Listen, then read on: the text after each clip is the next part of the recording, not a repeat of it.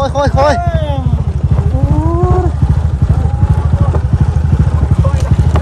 ะ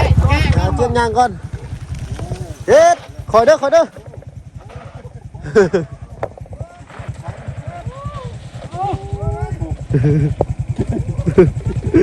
โอ้ยจังหวะบ่เห็นทั้งน้องกับเจืองพี่หน่อยเนาะรถเชียเป็นอะไรอันนี้นี่เด้คิดซื้อแล้วหัวมันยาวเลยก็ใส่มันลูกสูบมันกินโอ้ลูกสูบมันตั้มมันนี่เนาะปลาเล็กน้อยๆอยู่ในมันแหละแต่มันลมมันแห้งเลยมันออกในท่อเลยป่ะจักเบิ้งในรถไอ้น่ะชิมีหัวเทียนอยู่พี่หน่อยเนาะไปได้น้องห้างแต่เฮิงมาแต่เฮิงเลยบ่โอ้สบายดีปะลุงเพิ่นใช่นอนเจืองโอ้ยเนาะพอดีกลายไปหันโหลดสัญญาณติ้งมาโหลดว่า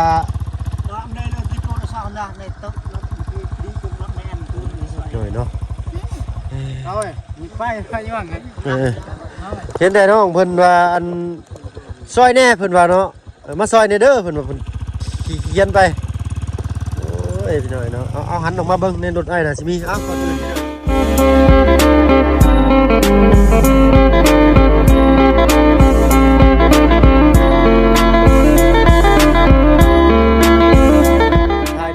เด้อเนาะกราบทักทายสบายดี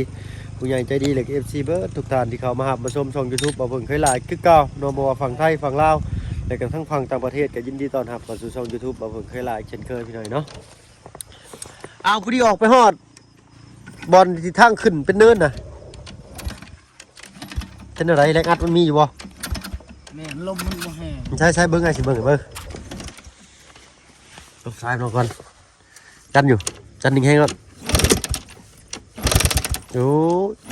รถมันมีแรงอัดจับใส่บ่ได้แล้วเลยมันสิเพแล้วเดี๋ยวกันเมื่อก่อนมีหัวเทียนอยู่พี่หน่อยนะโอ้ยออกไปผู้ที่ใครเนี่ยแต่มันถึกบอลอันมีสัญญาณเด้งติ้งขึ้นมาไปหัวเทียนเน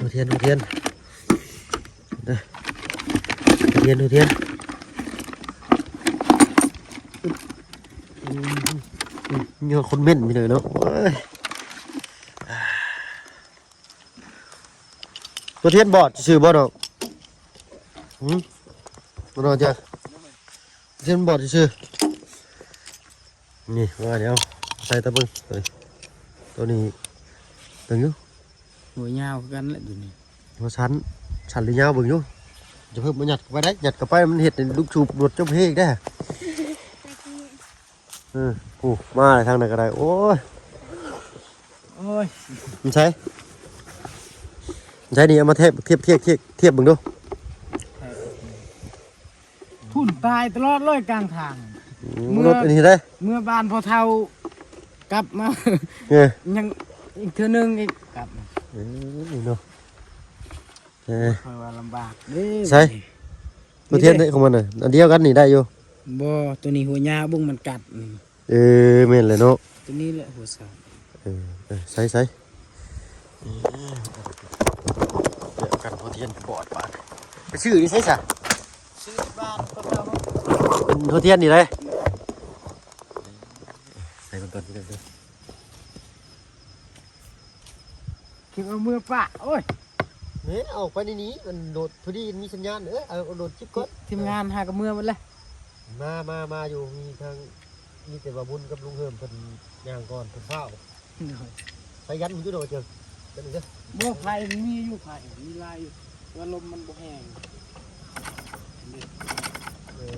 เทียบพ่อ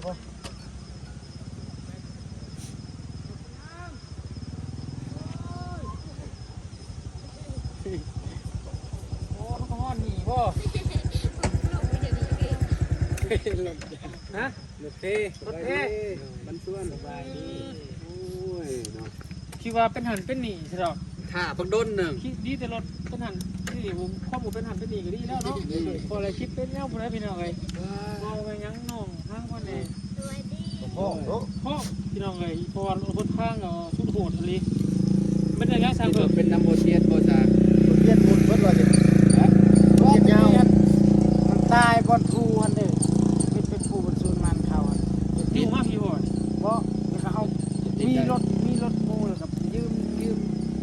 บ้านพ่อเฒ่าคือ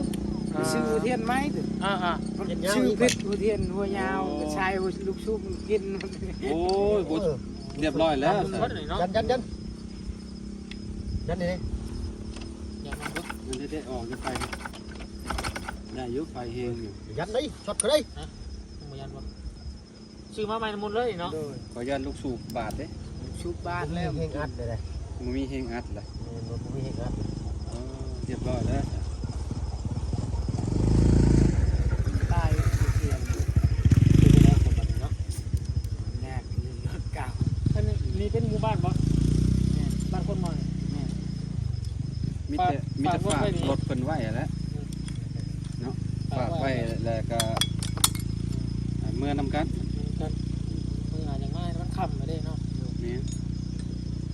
มีสัญญาณสัมผัส มันมีนะ โทรหาทางลุงแกนกัน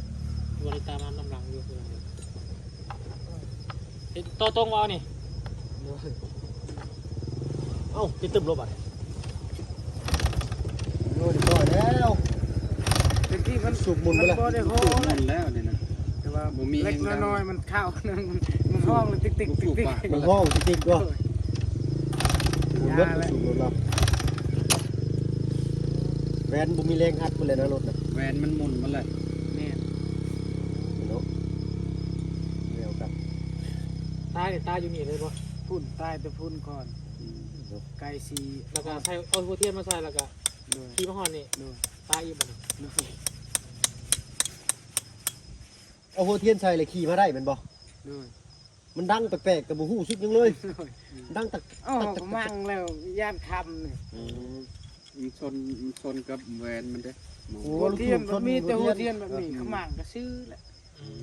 มันอันนี้มันของ 50,000นี่มัน ของรถยังนี่มันยาวเกินเหตุนี่บ้า นี่อันเดียวของค่อยอันเดียวหัวเทียนรถนะ นี่ของ เด่นเขาปีใหม่เด้หมุนวัดเลย หมุนหมดเลยนี่ว่ามันตำกับแวนมัน โอ้ถูก ตำงงกับอันนี้ตับก็เรียบร้อยแล้วแหละ ร้อยเดียวเอ้าเขาถูกบ่รถเท่าไหร่เขาถูกได้ นี่ทาทำเมื่อกันเด้อ3เนาะ มันจะไปฝ่ารถกระเจ้าเมียนเพิ่มจอดสิเมียนเนาะ คนนี้เมื่อพี่น้องฮะ เมื่อยบ่เมื่อยคือกันแล้ว ย่าง เนาะ แล้วภูน่ะ คนท้องซะ คนภูนั่นแล้วย่าง ทางเป็นผู้ เฮ็ดได้สิขึ้นรถได้บ่ อยู่ตรงนี้เนาะ อยู่ก็ ที่ไว้เฮือนเขาอยู่มันเชียกัน บ่เสียดอกฝากกระเจ้าเมียนเสียก็เฮ็ดได้มันก็ตัวลากกันนี่มันนุ่งตรงตัวเด้อันนี้ว่า ว่าบ่ขึ้นโน้นเนาะ บ่ขึ้นนูนหรอก ลากกันนะบ่สิลากเงาลากกี่บ่ โดย ใส่บ่ เป็นเขาลากอยู่สิเนาะ ได้อยู่น้ำเนยแล้ว เจ้าบ่มีอันเชือก มี ที่บาดนี่ เอาย่างเลยอย่าไปเฮ็ดได้มันดีตาได้ ยามบ่ได้ บ้าตายรอดเลยตั้งแต่เขาไปตอนนั้น แปลว่าอยู่ รถมันสิกลับมาได้บ่เราก็มาเจออยู่รถมันเก่าแพง เดียวกันหน่อยนะมาห่อเขาอ้าวสิพ่อเราอยู่ใช้เด้ข่อยกันแล่นกลับมาเมื่อกี้คนกลุ่มมา เบิ้ลสมาย มันค่ำเลย ลงน่ะ ไปรถไปลมกันก็เพิ่นนะมาเงินกะ มื้อน่ะหาจังเอาซื้อเทียนมาใส่คือว่าหุ่นบ่ได้แล้ว บ่ได้สูบมันเบิดเลย นอกที่จาก หรือว่าไปหาเสือกน้ำเพิ่นบ่ ไปขอเสื้อ ไปหาคอเสือกซื้อน้ำเสือกน้ำเพิ่นก็ได้ไป มันก็ได้ แบบว่าคอยลากกันเมื่อแล้ว จะ ไป ดึงใส่เมื่อเอา เดี๋ยวได้ครับไป เด้อ ให้ทางทางขี่น้ อืม ำบ่เพิ่ง เด้อ ข่อยก็อาจารย์ล่างครับดึงกันเนี่ยเยือนครับตัวนี้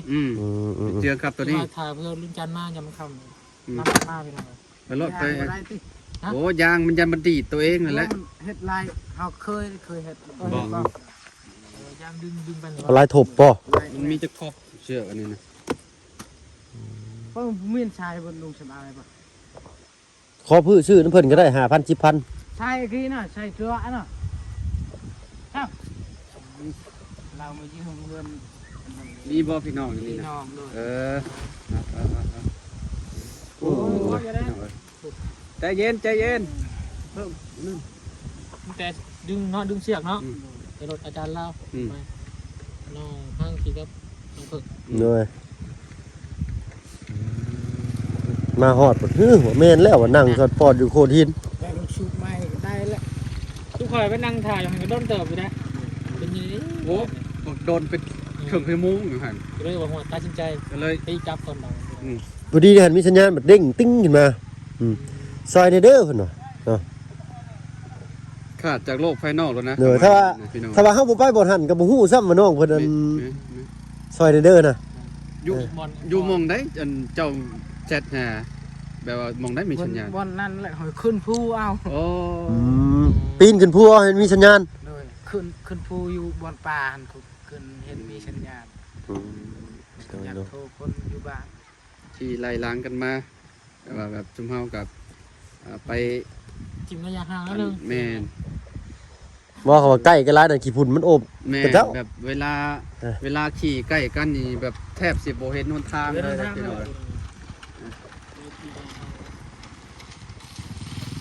โอ้สังเกตแห้งเลยมัน สังเกต หอดทางใหญ่ เอาฮอดทางไง ไป อาบน้ำบ่ อาบน้ำนี่มีแต่ขี้ฝุ่นนี่ พี่น้อง โอ้สภาพ สังเกตไปลำไปเด้อ ลดเลยอ่ะโอเครอทางกันแป๊บนึงพี่น้องเลยใช้วิธีการหาออกข้างนอกกันบานเนี่ยเนาะหาทางมาก่อน เอา เย็นมีสภาพชิบใหม่50 บาท ใช่ เขามั่งก็ชื่อว่าถือหัวยาวว่าใช่มุน หมุนรถบัดนี่รถแล้วก็หมุนพี่น้อยเนาะโอ้ยสิได้แป้งสูบแหวนอีกบ่เห็นง่าย คนนี้ก็ห้ามแฟนมีเช่านี่โศกเสมอ ไฟมันนี่ได้แล้วไฟมันนี่มีแต่อันนั้นบัดนี่ มีแต่เปลี่ยนอันนี้มั้ง เปลี่ยนสูบแหวนบัดนี่ เปลี่ยนชูแบน บัดสิได้บินมาขึ้นลูกเจ้าบัดสิบ่ได้ไหลไปหวังๆพี่น้องเอ้ยน้ำลำธารแล้ว เหตุงานหนักแล้วรถ ตัว คัน นี้ นี้ ก็ยืมข้อมูล ฮะ เห็นมือตำทาง เดี๋ยวกันเดี๋ยว ทำงานหนักเนาะ เอ้าทิ่มรถนี่ฮะ ทีมเลย เฮ็ดให้แหวนหมุนเบิดงมไป ยัง พ่อ สินักกว่า อะไร เก่า เนี่ย บาทนี่เสียเงินเพิ่มกว่าเก่าอีก เนี่ยนะบ่รักบ่ได้สูบกับแหวนนี่ยันแต่ว่าปอกมันหมุนมันบาดนึง แวนมันช่องแช่ง อืม 300เนาะ ลูกซูปมันแพงติดเสือ รถทำมาหากินซ้ำ พี่น้อยเนาะคันว่าบ่ไปบ่มีสัญญาณบ่ดิ่งติ้งขึ้นมากับฮู้ซ้ำอีกแล้วนั่งท่ากันอยู่หั่นอีกแล้ว ไปยังว่าอยู่ อันนี้แค่แต่ว่า บอกกับอาจารย์แล้วว่าน้องเพิ่นเอาโทรศัพท์มาอยู่บ่เนาะ อันนี้เอาโทรศัพท์มาอยู่เนาะ ตอนแรกว่าเอ้าอันอาเจียงคือบ่เอาโทรศัพท์มาตอนแรกว่าได้ไปฮอดบ่มีสัญญาณจอดจึกติ้งมาซอยในเด้อว่าซั่นเท่า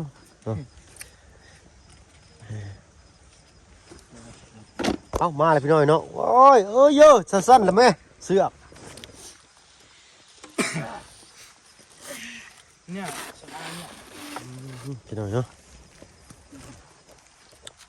เพื่อสิได้มือเพื่อสิได้มา โอ้ยลำบากเยอะอ่ะ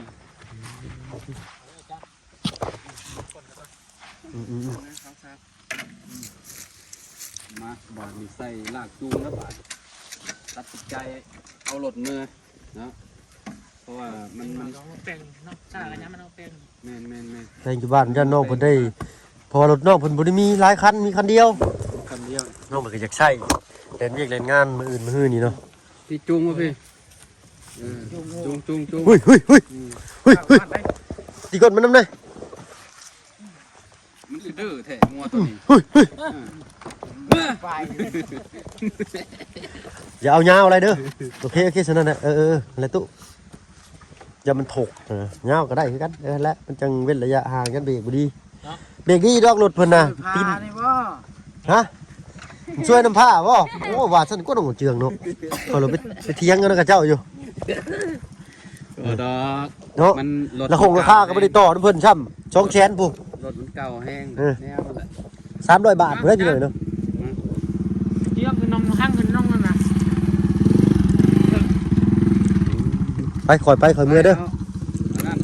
เฮ้ย โอ้วันนี้ก็ได้เนาะ ลองดู คอยได้ ค่อยไป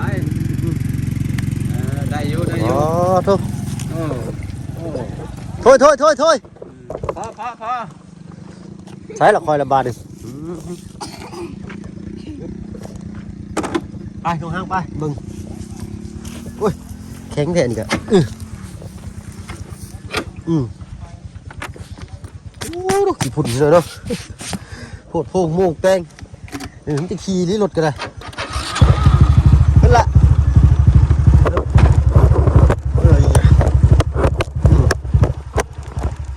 ไปขึ้นเลยอ่ะขึ้นแล้วป่ะเลยเนาะคอยเด้อทางปีนเปล่าเพิ่งเลยเนาะคอยไปมากินนี่ข่อยยัดเราอยู่ในภูเพวโดนที่ว่าเอาพักกันล่มแบบนี้เนาะเป้าแลนมาใครเดี๋ยวจะไปเห็นน้องไปได้นี่ไปเห็นอยู่แน่นคลองน้ำปุ๊บเป็นเจ้าตัวตามันเบิดไปเลยเนาะปุ๊บอันนี้เจ้าริมน้ำเนาะตลอดคนเนาะมาบ้านนี่ที่เป็นทีละก็ต้องชื่อรถเตี้ยเกลือไว้เลยเนาะ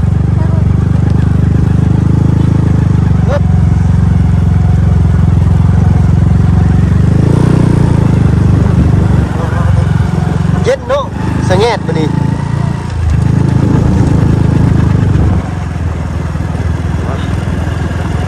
ไปคอยไปเพื่อนเนาะ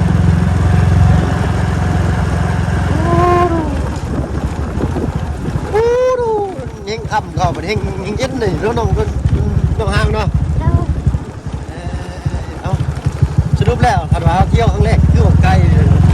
ถ้าว่าเที่ยวครั้งที่สองคือบ่เพิ่งเขามาให้กินอีกก็คือว่าบ่ได้ไกลเลยเพราะแต่ว่าทางมันยากซื่อๆนะพี่หน่อยเนาะทางมันยากเลยก็เฮาก็ไปครั้งแรกประมาณ10 กว่ากิโลได้ไปขับรถขับล่างกับพี่หน่อยเนาะ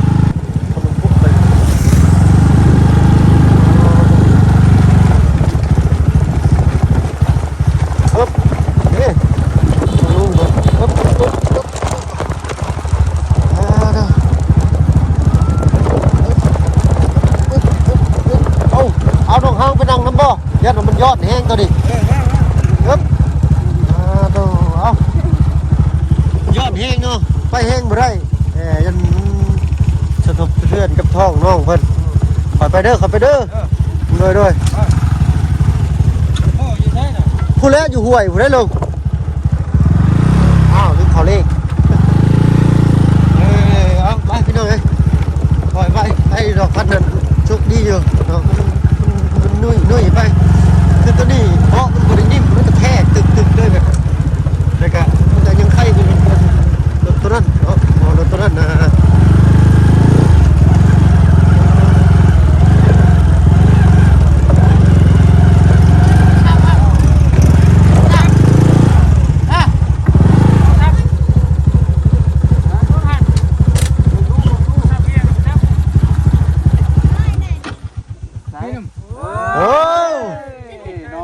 ตกใจเลยคิดว่าตกใจสิ โอ้ย ก่อนก็ตกใจน้ำบอกว่าจอดตกใจนี่มีใครฟังแล้วเขาเสื้อกล้วยให้เลยโอ้ยยืมเขาปลูก ยิ้มเอาน้ำพี่น้องเพิ่น พี่น้องเพิ่นปลูก นี่นะมันใกล้บ้านนะฮะ โอ้ขี้ฝุ่นเต็มโทรศัพท์ ป่วยเด้ป่วยน้ำป่วยชิมั่งนะ โอ้น้ำมันย่อยสะเลย ว่าอยู่คิ้วน้ำมันโผล่อยู่ น้ำมันพุ่งอยู่ เป็นใจมันล่มแล้วนี่เนาะอยากเจอมันล่มแล้ว ใช่ โอ้กูเลยดิ เนี่ยคิ้วลื่นอยู่ จะบุปิดน้ำมันมันไว้ก่อนบ่ นี่น้ำมันมันยิ่งกว่ามันยังมันหมุนมันแหละ โอ้ ปวดแข้งปวดขาได้บ่ นี่วิวนี่ปิดอีกแล้วนี่โอ้บ่ได้ต้องเอาครีมหนีด้วยนี่บ่ได้ ต่อจัก บ่แม่นเนาะมันเป็นขบูเลยแบบมันเนาะแบดเบิด ไปลัดอยู่ข้างหน้าก็ได้เด้อ มันเป็นขบูแล้วมันเต้นแห้งเลยน้ำมันมันท่วมกระบิวมันเลยไหลออกมาทางนั้น ลากจุงกระตอบ ไปยัง โอ้ตกใจคิดว่าตกครับ ตอนนี้เลยพี่น้อยเนาะเมื่อกี้นี่ก็ได้ตอนนี้เพราะว่าตอนนี้มันมีสัญญาณเด้อเนาะเลยก็เป็นแบบว่าจุดที่แบบว่าพักเช้าได้จุดนี้เนาะเล็กตับเด้อเล็กตับเด้อโอ้ทาง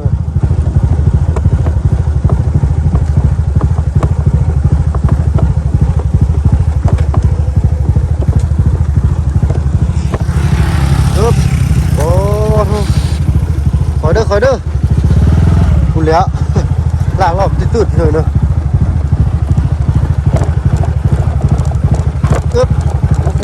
แกนตึกเด้อโอ้คุณว้าลูกหัวนี่เด้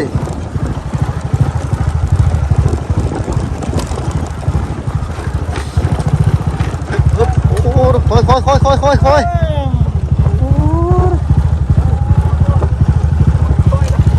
แก้กันบ่ฮะค่อนข้างนั่นมันแก้ให้มันไหลลงไปเองก็ได้เนาะเพราะว่ามันค่อยดิต้องมาพุ่น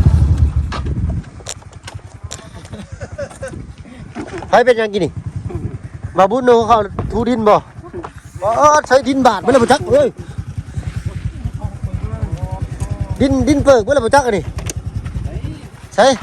ดินเปิกไม่เลยดินที่มังเพิ่นยังมีน้อยอยู่นี่โอ้ยหินตะย่านให้เป็นหน่วยด้วย ลงนี่ก่อนไปเอียงก่อนพี่ให้เจียงลงก่อนก็ได้ หาเจียงยางก่อนเฮ็ดคอยเด้อ